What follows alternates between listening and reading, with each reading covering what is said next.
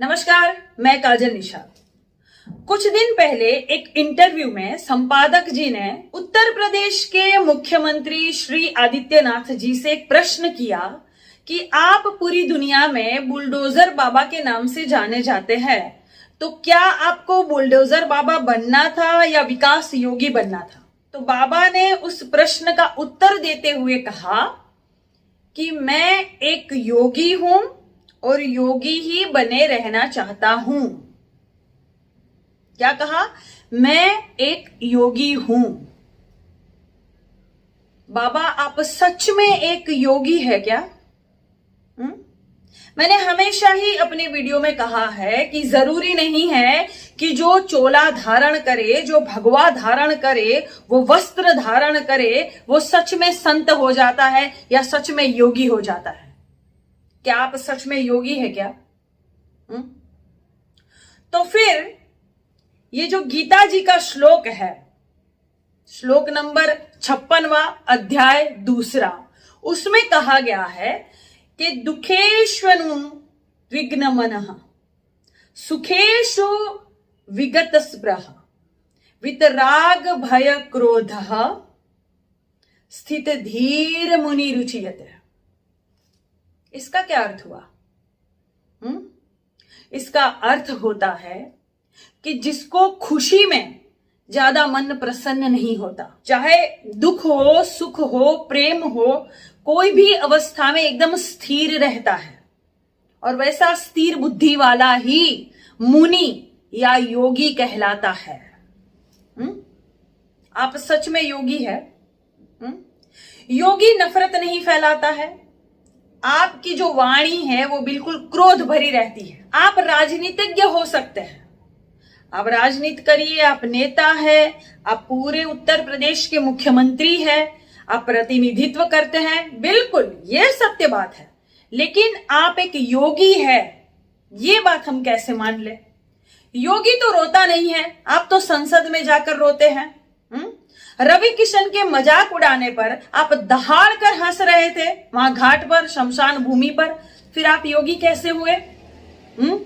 आप योगी है।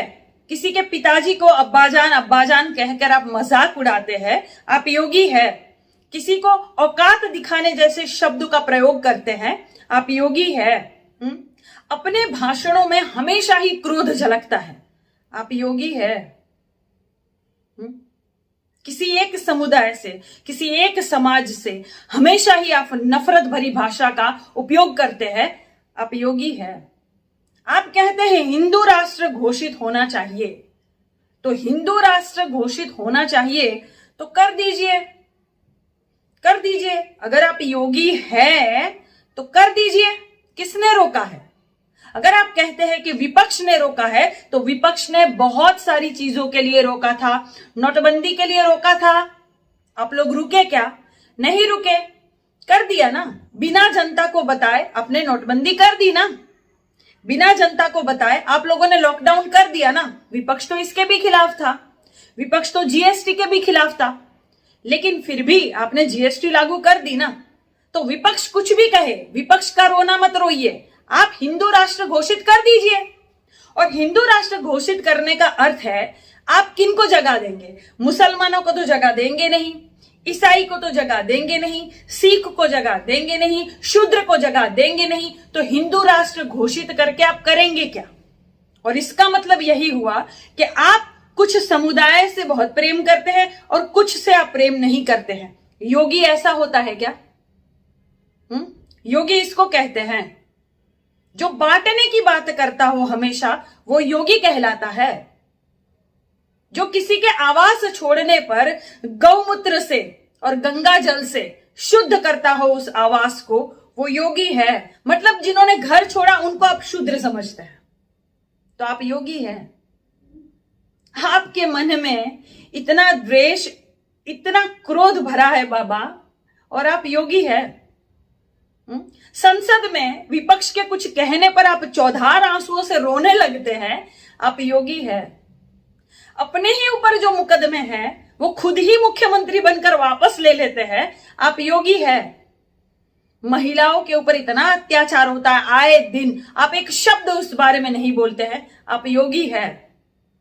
उस संपादक जी ने एक और प्रश्न आपसे पूछा था कि भाजपा के कुछ कार्यकर्ता ऐसी भाषा बोलते हैं जो विकास में बाधा बनेगी, तो आपने कहा कि लोकतांत्रिक देश है, सब कुछ ना कुछ बोलेंगे।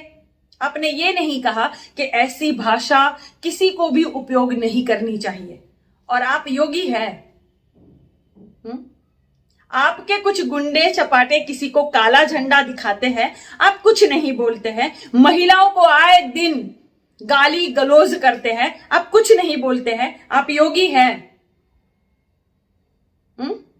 हम नहीं मानते हैं, हम भी असली हिंदू है, हम भी असली सनातनी है, हम आपको योगी नहीं मानते हैं। अगर आपको हम योगी माने, इसका अर्थ यह हुआ कि हम गीता जी को नहीं मानते हैं, और जो आपको योगी मानते हैं वो साबित करते हैं कि श्रीमद् भगवत गीता जी को वो नहीं मानते हैं।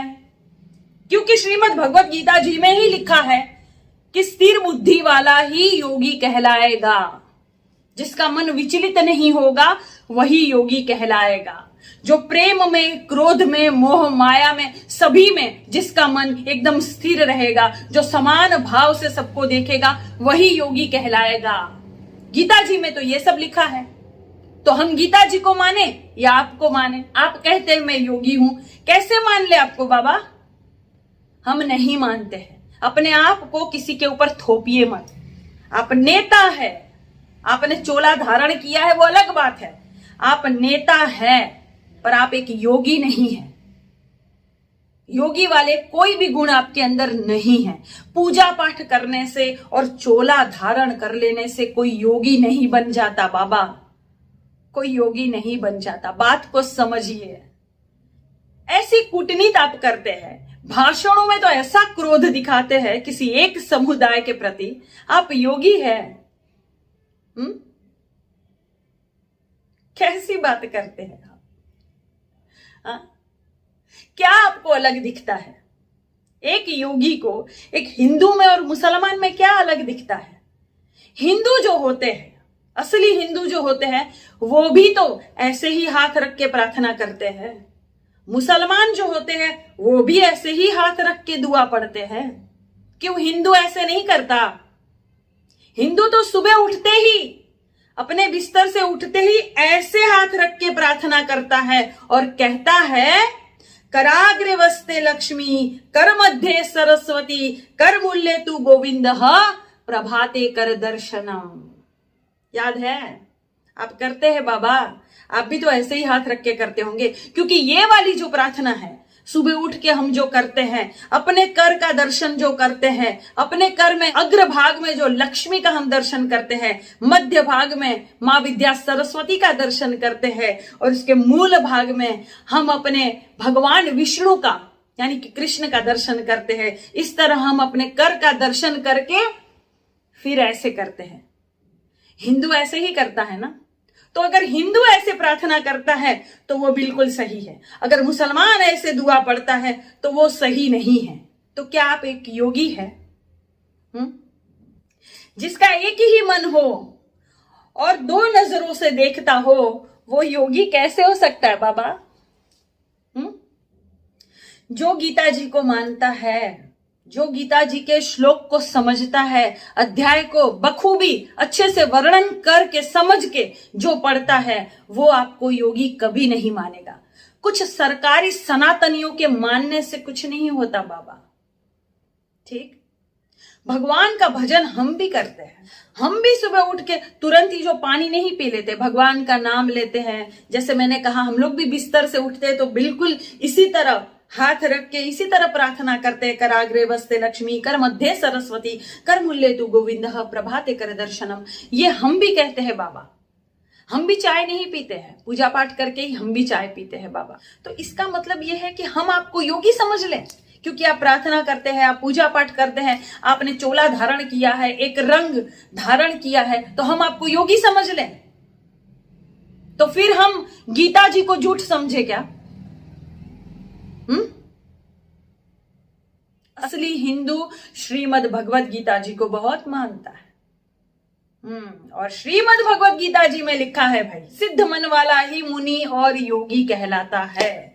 तो इसका अर्थ ये हुआ बाबा कि आप योगी नहीं हैं। जो आपने कहा कि मैं योगी हूं और योगी ही रहना चाहता हूं, तो फिर राजनीति क्यों कर रहे हैं? योगी को राजनीति करने की क्या जरूरत है? हमेशा ही आप कई बार आप लोकसभा के जो है वो नेता रहे, अब आप मुख्यमंत्री भी रहे। योगी को ये सब की क्या जरूरत? योगी को सुख और दुख से क्या लेना देना? तो आप योगी नहीं है बाबा। आप बाबा हो सकते हैं, आप नेता हो सकते हैं, लेकिन आप योगी नहीं हैं। किसी भी समाज के प्रति नफरत करते हैं आप, तो आप योगी नहीं है। ठीक? आपको बुरा लगे तो जोर जोर से 4 बार घंटी और बजा लेना, लेकिन आप योगी नहीं है। ठीक?